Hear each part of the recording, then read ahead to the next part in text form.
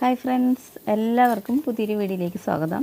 ഇന്ന് നമ്മൾ ചെയ്യുന്നത് നല്ല ക്രിസ്പി ആയിട്ടുള്ളൊരു കോളിഫ്ലവർ ഫ്രൈഡ് റെസിപ്പിയാണ്. നമ്മൾ സാധാരണ തട്ടുകടകളിൽ നിന്നൊക്കെ വാങ്ങിക്കഴിക്കുന്ന അതേ ടേസ്റ്റിൽ തന്നെ നമുക്ക് വീട്ടിലും തയ്യാറാക്കിയെടുക്കാൻ പറ്റും. അപ്പോൾ ഇതെങ്ങനെയാണ് ഉണ്ടാക്കുന്നത് നമുക്ക് നോക്കാം. അതിന് മുന്നേ ആദ്യമായിട്ട് എൻ്റെ ചാനൽ കാണുന്ന ആരെങ്കിലും ഉണ്ടെങ്കിൽ ഒന്ന് സബ്സ്ക്രൈബും കൂടി ചെയ്തിട്ട് സപ്പോർട്ട് ചെയ്യണേ. അപ്പോൾ നമുക്ക് വീഡിയോയിലോട്ട് പോകാം. അപ്പോൾ കോളിഫ്ലവർ ഫ്രൈ ഉണ്ടാക്കാൻ വേണ്ടിയിട്ട് ഞാനിപ്പോൾ ഇവിടെ മീഡിയം സൈസിലുള്ള ഒരു കോളിഫ്ലവർ ഫുള്ളായിട്ടും എടുത്തിട്ടുണ്ട്.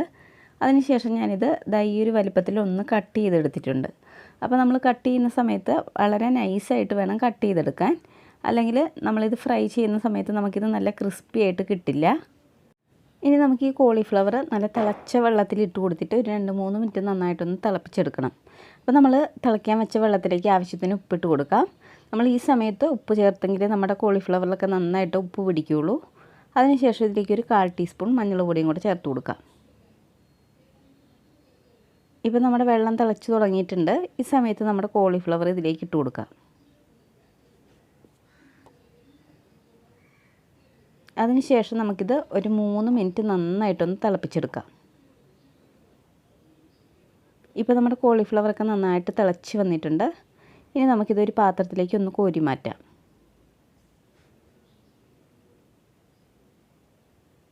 ഇനി നമുക്കിത് ഫ്രൈ ചെയ്യാനായിട്ട് ഇതിലേക്കൊരു മസാല തയ്യാറാക്കണം. അപ്പോൾ അതിനായിട്ട് ആദ്യം പാത്രത്തിലേക്കൊരു 6 ടേബിൾ സ്പൂൺ കോൺഫ്ലവർ ചേർത്ത് കൊടുക്കാം.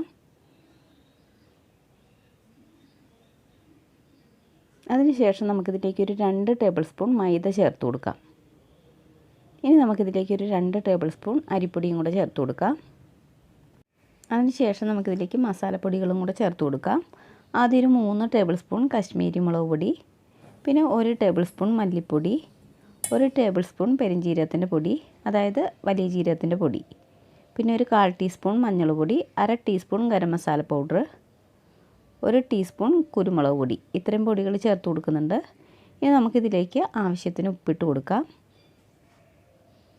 ഇതിൻ്റെ കൂടെ നമുക്കൊരു അരമുറി നാരങ്ങയുടെ നീരും കൂടെ ചേർത്ത് കൊടുക്കാം. പിന്നെ ഞാനിതിലേക്കൊരു 1.5 ടേബിൾ സ്പൂൺ ജിഞ്ചർ ഗാർലിക് പേസ്റ്റും കൂടി ഇട്ട് കൊടുത്തിട്ടുണ്ട്. അപ്പോൾ ആ സമയത്ത് ക്യാമറ ഓഫായി പോയിട്ടുണ്ട്, അതുകൊണ്ടാണ് ഇതിൽ കിട്ടാഞ്ഞത്. അപ്പോൾ നിങ്ങൾ ചേർത്ത് കൊടുക്കുന്ന സമയത്ത് മറക്കാതെ അത് ചേർത്ത് കൊടുക്കണം. അത് ചേർക്കുമ്പോഴാണ് നമ്മുടെ ആ കറക്റ്റ് ഒരു ടേസ്റ്റ് ഇതിന് കിട്ടുള്ളൂ. ഇനി നമുക്കിതെല്ലാം കൂടെ നന്നായിട്ടൊന്ന് മിക്സാക്കി എടുക്കാം. അതിനുശേഷം ഇതിലേക്ക് കുറേശ്ശെയായിട്ട് വെള്ളം ഒഴിച്ച് കൊടുത്തിട്ട് ഇത് നന്നായിട്ടൊന്ന് മിക്സാക്കി എടുക്കാം.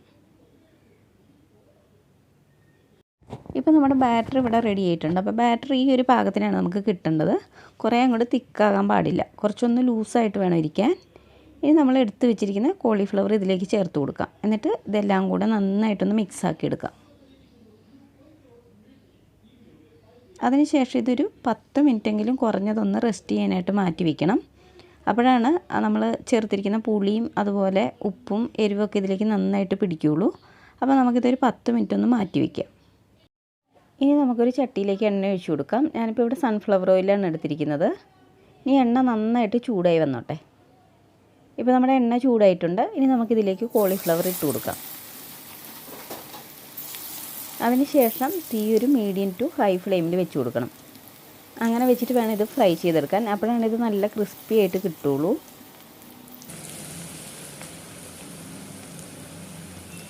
ഇനി ഒരു വശം ഇതായി വരുമ്പോഴേക്കും നമുക്കിതൊന്ന് മറിച്ചിട്ട് കൊടുക്കാം. അതിനുശേഷം നമുക്കിത് തിരിച്ചു മറിച്ചു വിട്ടിട്ട് നന്നായിട്ടൊന്ന് ഫ്രൈ ചെയ്തെടുക്കാം.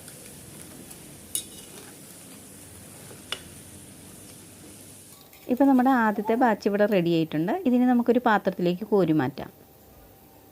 അപ്പോൾ ഇതുപോലെ തന്നെ നമുക്ക് ബാക്കിയുള്ളതും കൂടെ ഒന്ന് ഫ്രൈ ചെയ്തെടുക്കാം. അതിനുശേഷം ബാക്കിയുള്ള എണ്ണയിലേക്ക് ഒരു 3-4 പച്ചമുളകും അതുപോലെ കുറച്ച് കറിവേപ്പിലയും കൂടി ഇട്ട് കൊടുക്കാം. ഇതിനി ജസ്റ്റ് ഒന്ന് ഫ്രൈ ചെയ്തെടുക്കാം. ഇനി നമുക്ക് ഇതും കൂടെ നമ്മുടെ കോളിഫ്ലവറിലേക്ക് ഇട്ട് കൊടുക്കാം. അപ്പോൾ നല്ലൊരു സ്മെല്ലും അതുപോലെ നല്ലൊരു ടേസ്റ്റും കിട്ടും നമ്മുടെ കോളിഫ്ലവറിന്. അപ്പോൾ നമ്മുടെ നല്ല ടേസ്റ്റിയും അതുപോലെ നല്ല ക്രിസ്പി ആയിട്ടുള്ള കോളിഫ്ലവർ ഫ്രൈ ഇവിടെ റെഡി ആയിട്ടുണ്ട്. ഇനി ഞാനിതിൽ ഒരെണ്ണം എടുത്തിട്ട് ഒന്ന് പൊട്ടിച്ച് കാണിക്കാം. അപ്പോൾ സൗണ്ട് കേൾക്കുമ്പോൾ നിങ്ങൾക്ക് മനസ്സിലാവുന്നുണ്ടാവും ഇതെന്തോരം ക്രിസ്പിയാണെന്ന്. അപ്പോൾ എല്ലാവരും തീർച്ചയായിട്ടും ഒന്ന് ട്രൈ ചെയ്ത് നോക്കുക. അതുപോലെ വീഡിയോ ഇഷ്ടപ്പെട്ടാൽ ലൈക്ക് ചെയ്യുക. ആദ്യമായിട്ട് ചാനൽ കാണുന്നവരുണ്ടെങ്കിൽ ഒന്ന് സബ്സ്ക്രൈബും കൂടെ ചെയ്തിട്ട് സപ്പോർട്ട് ചെയ്യണേ. അപ്പോൾ അടുത്തൊരു വീഡിയോയുമായി കാണുന്നവരെ ബൈ.